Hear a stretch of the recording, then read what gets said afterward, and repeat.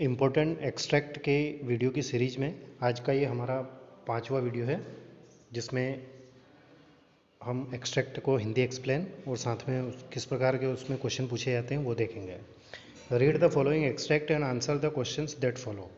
Extract को पढ़कर प्रश्न के उत्तर देना है। चलिए।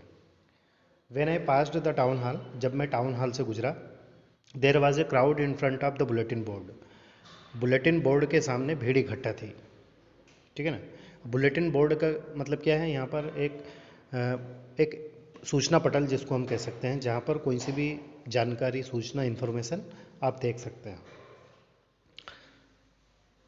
For the last 2 years all our bad news had come from there, the lost battles, the draft, the orders of commanding officer, and I thought to myself without stopping, what can be the matter now? और पिछले 2 वर्षों से जितनी भी बुरी खबरें हैं, वो सारी बुरी खबरें हमें यहीं से देखने को मिली है, यहीं से प्राप्त हुई हैं। जैसे कि युद्ध का हार जाना, ड्राफ्ट के बारे में जानकारी होना, किसी कमांडिंग ऑफिसर का आदेश होना।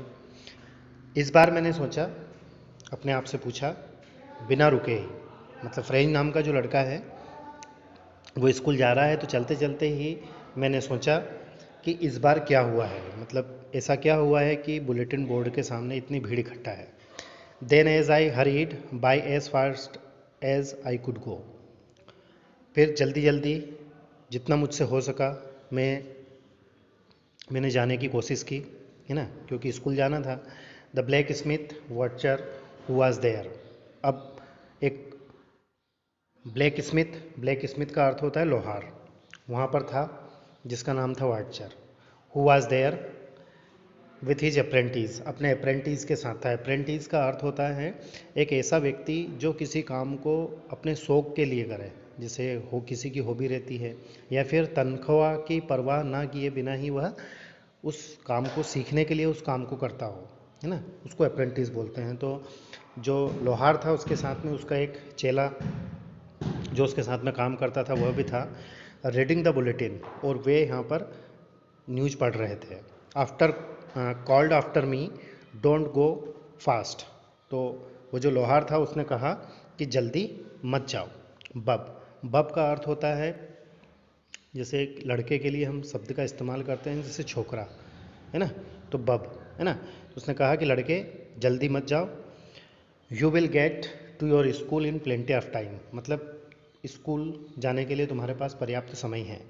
आई thought he was making fun of me, मैंने सोचा कि वह मेरा मजाक कर रहा है, मेरा मजाक उड़ा रहा है। And reached M Hamel's little garden all out of breath, और फिर मैं हाँफते हुए, ऑल आउट ऑफ ब्रेथ का अर्थ है हाँफना, मैं जल्दी जल्दी गया तो उसकी सांस फूलने लगी, और मैं फिर एम हेमल के लिटिल गार्डन पहुंच गया। एम हेमल के लिटिल गार्डन पहुंच गया मतलब अपने स्कूल पहुंच गया। तो जैसे ही हमने इस एक्सट्रैक्ट को पढ़ा तो हमें समझ में आ गया कि हमारी जो फ्लेमिंगो बुक है, फ्लेमिंगो में पहला ही चैप्टर दिया गया है और उसका नाम है द लास्ट लेसन, है ना, उससे इन लाइनों को लिया गया है। चलिए शुरुआत करते हैं। तो पहला क्वेश्चन दिया गया है, where had all the bad news come from for last 2 years, मतलब पिछले 2 वर्षों से बुरी खबरें कहाँ देखने को मिलती हैं। तो ऑप्शन नंबर डी है bulletin board. What did black Smith से टू फ्रेंच, ब्लैक स्मिथ ने फ्रेंच से क्या कहा? ब्लैक स्मिथ ने फ्रेंच से कहा है to not go so fast. Option number D इसका सही रहेगा। यदि यहाँ पर क्वेश्चन ये बनता है कि वह ब्लैक स्मिथ का उसको कहने का के पीछे उसका उद्देश्य क्या था, तो हम बताएंगे कि हाँ सॉरी, यही इसका फिलहाल आप आंसर रखें, क्योंकि अगला क्वेश्चन इसी से रिलेटेड है जो मैं अभी अभी आपको बताने वाला हूँ। अगला है, what has M Hamel's little garden been referred to in the extract. Little garden, M Hamel's little garden का मतलब इस लेसन में क्या है, तो है his school. Option number B इसका सही आंसर होगा। अगला है, which of these means apprentice. Apprentice मतलब क्या है? तो अप्रेंटिस का अर्थ मैं बता चुका हूँ। इसका मतलब होता है एक ऐसा व्यक्ति जो कि कम तनख्वाह में किसी काम को या हुनर सीखने के लिए काम करता है, उसको हम बोलते हैं अमीटर। ठीक है, इसका मतलब होता है शौकीन आदमी होना, है ना। अगला है what was the motive of the blacksmith Wachter, मतलब ब्लैक स्मिथ का मोटिव क्या था उसको ये कहने का कि तुम जल्दी मत जाओ।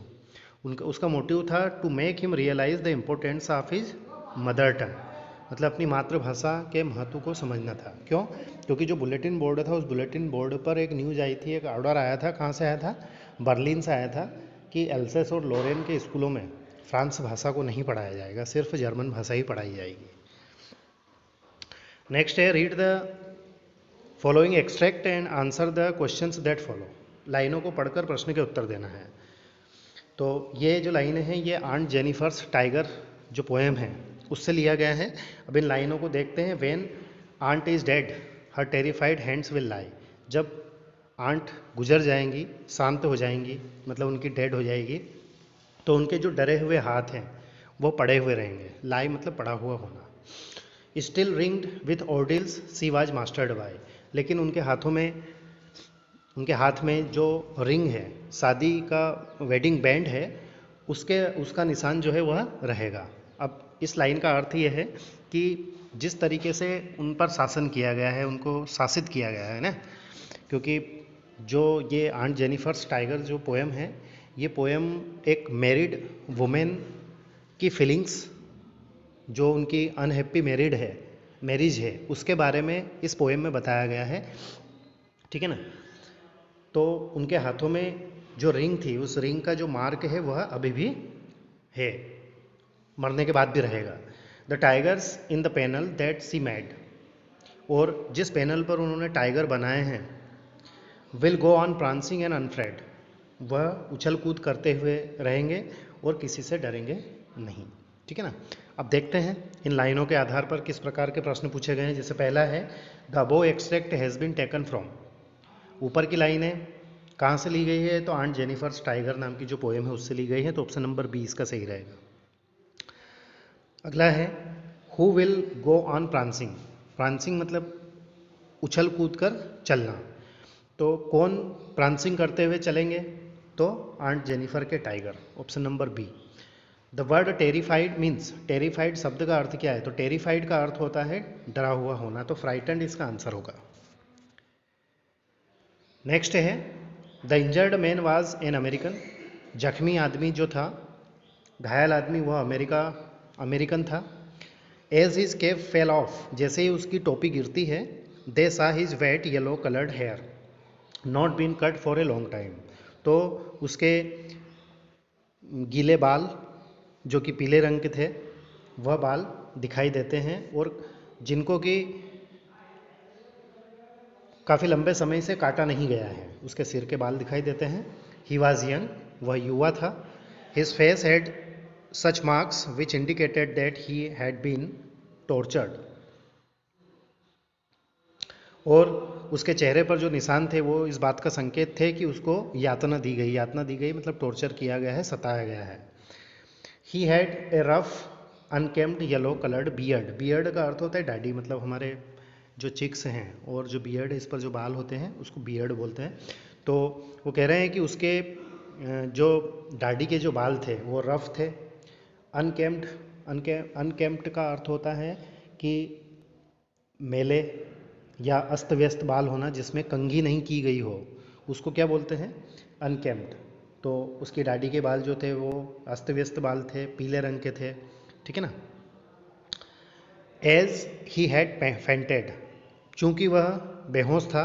ही did not know of the presence of Sadao and Hana, वह सदाऊ और हाना की उपस्थिति के बारे में उसे पता नहीं था। अब सदाऊ कौन है? तो ये एक डॉक्टर है। कौन से डॉक्टर हैं? ये जापान के डॉक्टर हैं, है ना, Japanese doctor and a surgeon specialist. और हाना कौन है? डॉक्टर सदाऊ की पत्नी है। तो ये दोनों वहाँ थे, इसका उस अमेरिकन व्यक्ति को पता नहीं था क्योंकि वो बेहोश था। Now Sadao remembered the wound and his expert fingers he began to search for it. अब वो जो अमेरिकन व्यक्ति है, अमेरिकन सोल्जर है ये, तो ये घायल था। अब घायल था तो इसको घाव लगे हुए थे, तो जो डॉक्टर था, डॉक्टर सदाऊ, वो एक्सपर्ट व्यक्ति था। तो जैसे ही उसने उस घावों को पहचाना, blood flawed freshly at his touch, जैसे ही उसने अपनी उंगलियों से उसके घाव को टच किया तो उसका जो मांस था, फ्लैश, उससे ब्लड निकलने लगा, खून निकलने लगा। On the right side of his lower back Sadao saw that a gun wound had been reopened. और जब डॉक्टर सदाउ ने उसकी पीठ पर देखा कि उसे बंदूक से के द्वारा या गोली से उसको घाव दिए गए हैं बंदूक की गोली के द्वारा। The flesh was blackened with powder, अब उसका जो घाव थे और जो मांस था वो मांस काला पड़ गया था।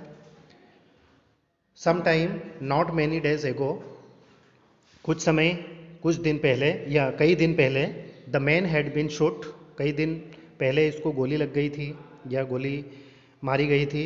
And had not been tended, और इसका ध्यान नहीं रखा गया, मतलब उसका ट्रीटमेंट नहीं किया गया। It was bad chance that the rock had struck the wound, और जो चट्टानें हैं, जैसे ये पानी के बहाव से बहते हुए आया था, तो जो चट्टान है या समुद्र का जो पानी है, उससे इसका घाव जो है और ज़्यादा, उसके घाव बढ़ गए थे, नासूर हो चुके थे।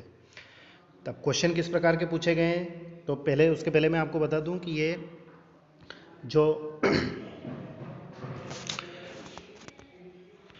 ये जो लाइनें हैं ये हमारी विस्टर्स बुक का लेसन है द एनिमी, उससे लिया गया है, ठीक है ना। पहला क्वेश्चन है who was the injured man, मतलब जो जख्मी व्यक्ति था वो कौन था, तो वह अमेरिकन सोल्जर था। How did the main get injured, वह आदमी कैसे घायल हुआ, तो वो बाय गन हुआ था। हुआ सदाऊ, तो सदाऊ कौन था, एक डॉक्टर था। The face of the injured man indicated, the face of the injured man indicated, किस बात का वो संकेत दे रहा था, तो दैट वाज टॉर्चर्ड। आज के इस वीडियो में इम्पोर्टेंट एक्सट्रैक्ट का 5वां वीडियो हमने कंप्लीट किया है। तो वीडियो यदि आपको पसंद आया हो तो प्लीज़ लाइक करें, शेयर करें और अपने दोस्तों के साथ इस बात को भी आप डिस्कस करें कि हमारी जो लाइव क्लास लगती है उसको भी आप अटेंड करें और अच्छे से तैयारी करें। Thank you very much for watching and take care of yourself.